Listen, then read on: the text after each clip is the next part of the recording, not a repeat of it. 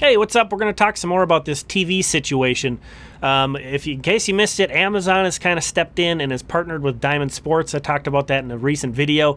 And then I actually did a blog post over on my Ko-fi page about how Amazon has broadcast New York Yankees games and how that looks and how it might look for the Twins. To be clear, there's still not any kind of certainty over what's happening with the Twins. So I already talked about what it might look like if they continue with Diamond Bally Amazon.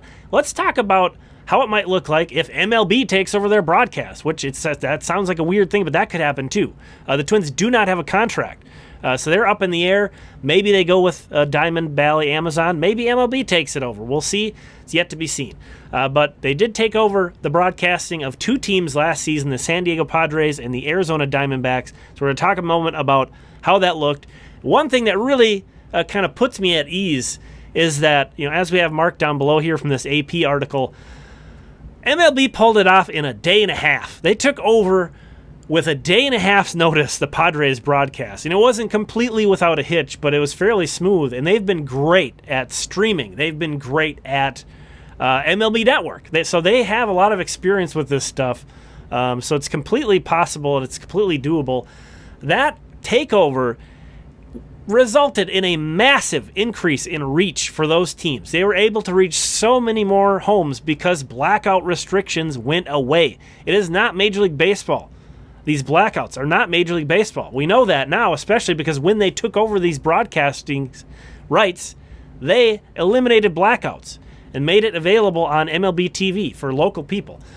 So reach went up, and actually viewership went up as well. There's a couple different numbers here. The big one is that viewership increased in San Diego by 9.5% after MLB took over their broadcast. So that was a big win for Padres fans trying to watch the games.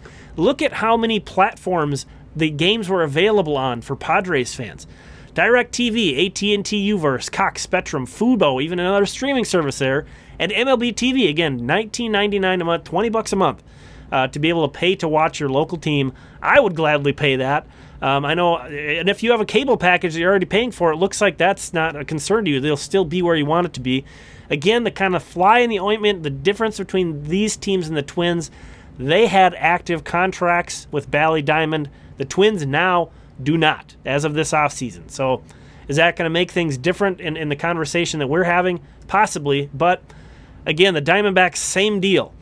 Still available on all the traditional cable and satellite packages, even available on some streaming services other than MLB TV, and in addition to those things, available on MLB TV. So more options to watch the games. I think that's a massive win for fans. So if MLB takes over the Twins broadcast, I think it's only going to increase reach.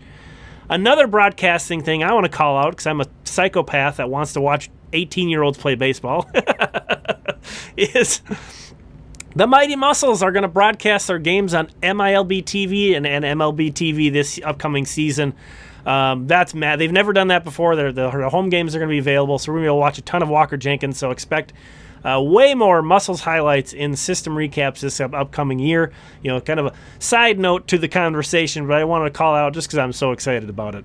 But what do you think about this whole situation? What do you think would be a good outcome for your perspective? I think is where we can talk about that as fans. Now, the financial side of things, which is obviously huge to the Twins' financial picture, they were making $55 million a season before this off of their rights.